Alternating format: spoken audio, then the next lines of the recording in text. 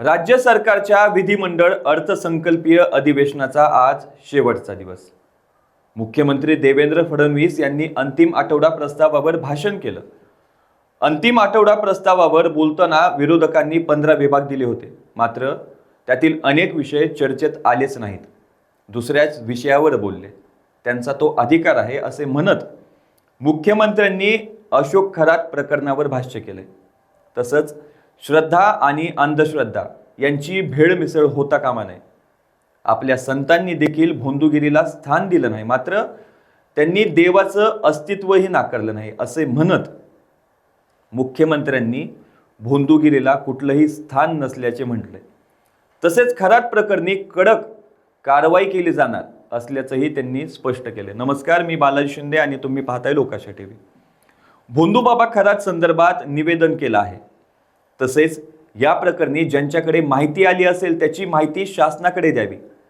या प्रकरणाने आपण कुठे जातो याचा विचार करण्याची गरज आली आहे। आपण सर्वजण श्रद्धा मानणारे आहोत, मात्र श्रद्धा आणि अंधश्रद्धा यात फरक आहे। अंधश्रद्धा पाळली की कसा विवेक हरवतो हे उदाहरण आहे।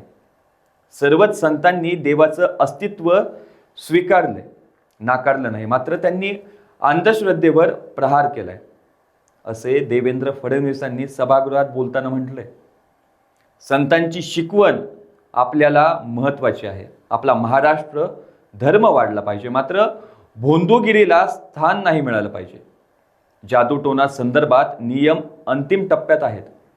या कायद्याची अंमलबजावणी आपण केली आहे। जादूटोणा करून समस्या संपल्या असत्या तर डोनाल्ड ट्रम्पचा सल्लागार म्हणून त्यालाच नेमला असता, असंही मुख्यमंत्र्यांनी उपरोधात्मकपणे म्हटलंय।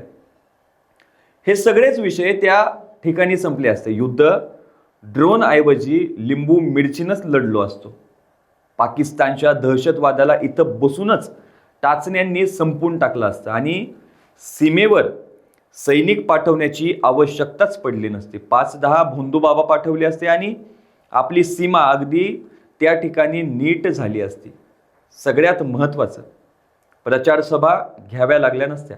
एका ठिकाणी बसून निवडणुका जिंकता आल्या असत्या असे म्हणत भोंदूबाबा आणि अंधश्रद्धेवर फडणवीसांनी जोरदार प्रहार केलाय।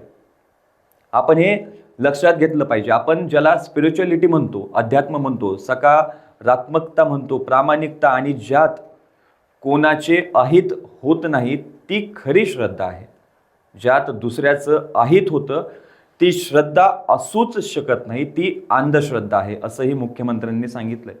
अशाच ताज्या अपडेटसाठी लोकाशा टीव्हीला सबस्क्राईब करा आणि लाईक करायला विसरू नका।